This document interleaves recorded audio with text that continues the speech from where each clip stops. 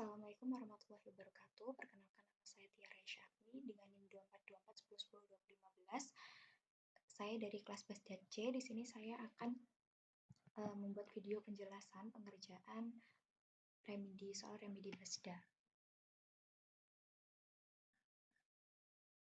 Nah, di sini saya mendapat tipe soal H di mana disajikan sebuah struk rumah sakit di mana tertulis nama pasien, wali pasien, tanggal lahir, dan lain sebagainya. Di situ juga ada kamar apa yang dipesan pasien, ada juga layanan serta jumlah-jumlah harganya.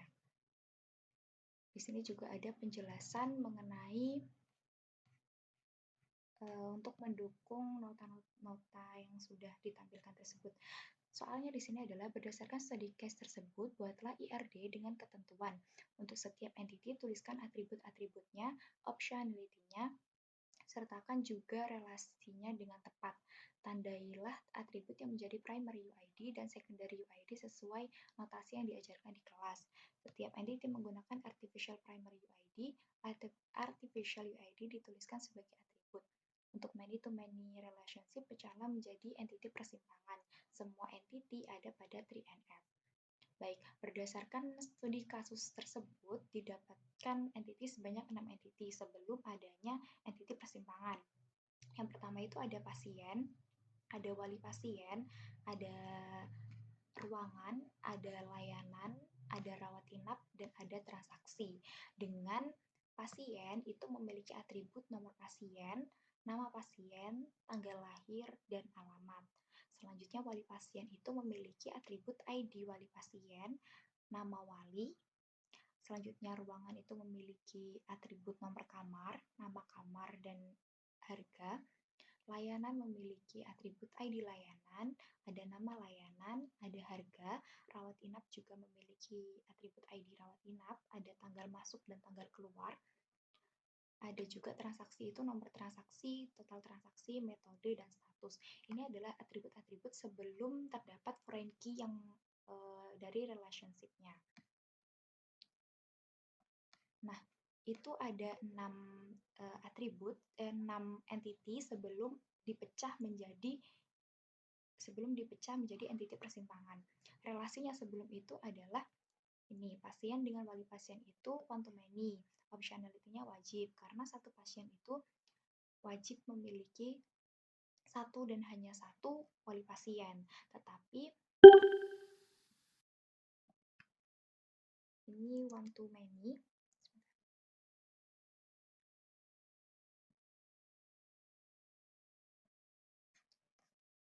Untuk wali pasien dengan pasien itu one to many, optionality-nya tidak wajib karena wali pasien itu tidak wajib memiliki satu atau lebih satu pasien. Wali pasien itu maksudnya bisa memiliki banyak pasien seperti itu. Pasien dengan ruangan itu optionality-nya wajib one to many karena pasien wajib menempati satu dan hanya satu ruangan, tetapi ruangan tidak wajib ditempati satu atau lebih satu pasien. Ruangan dengan rawat inap itu one to many, rawat inap dengan ruangan one to many, layanan dengan layanan ini many to many. Layanan dengan rawat inap itu many to many. Ini optionality-nya wajib.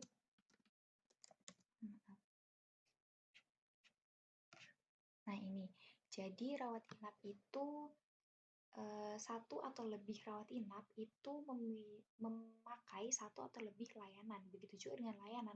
Layanan itu juga dipakai oleh satu atau lebih rawat inap. Jadi hubungannya rawat inap dengan layanan ini masih many to many.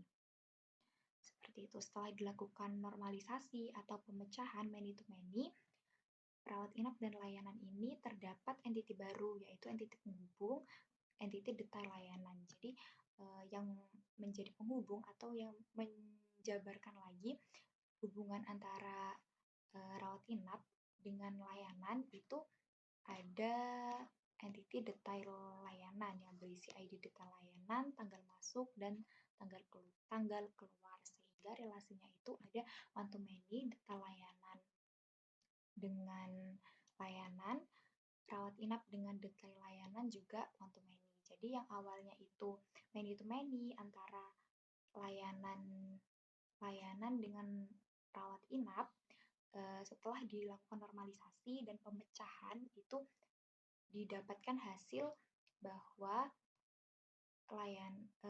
terdapat entiti baru yaitu detail layanan, dan hubungannya layanan dengan detail layanan itu one to many, hubungannya rawat inap dengan detail layanan itu juga one to many. Jadi sudah tidak ada many to many. Tuh. Nah, selanjutnya atribut yang merupakan primary UID ditandai dengan tanda pagar nanti di Oracle Data Modelernya, dan yang merupakan artificial UID adalah nomor pasien dan nomor transaksi, atau artificial UID itu yang di-generate oleh sistem. Seperti itu. Setelah dilakukan normalisasi, semua entitas sudah berada dalam bentuk 3NF karena setiap entitas hanya mengandung informasi yang sepenuhnya bergantung pada primary key. Tidak ada redundansi atau data yang tergantung pada kolom lain selain primary key. Semua foreign key menghubungkan entitas dengan cara yang benar. Ini ada di data model.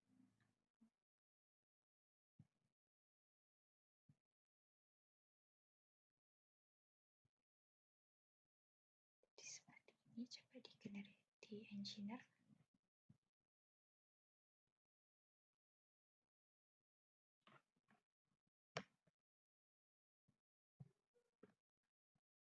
Nah, setelah dilakukan engineer juga ini, maka foreign key-nya itu akan secara otomatis masuk ke dalam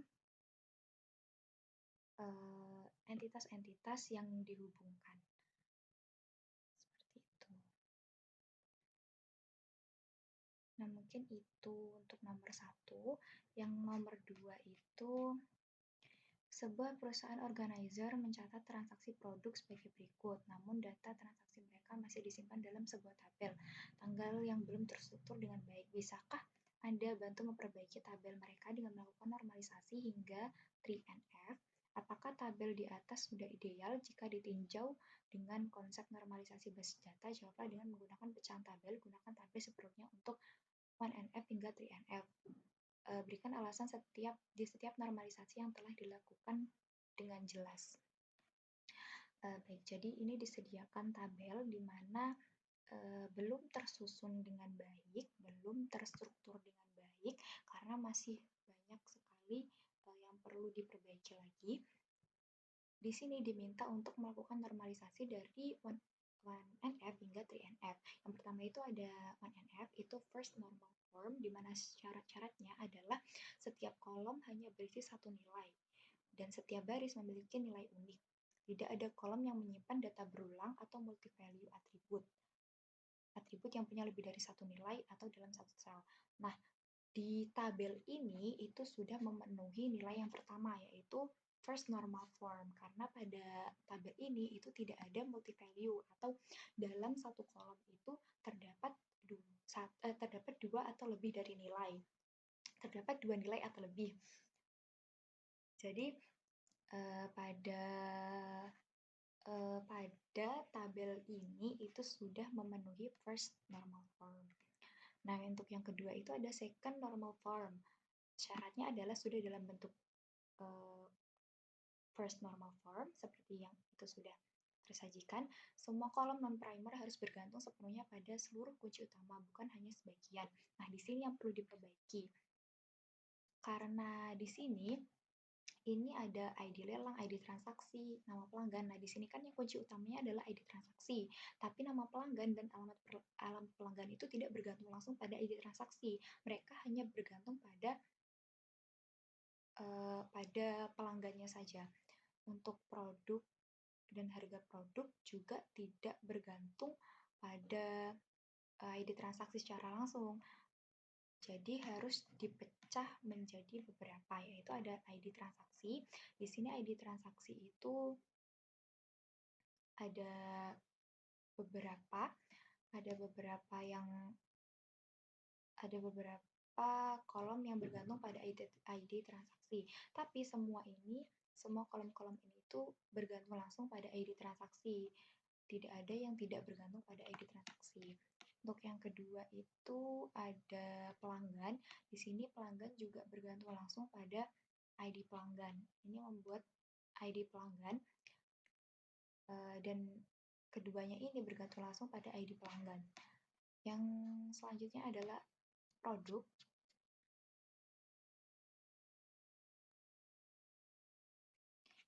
Ini dibuat ID produk.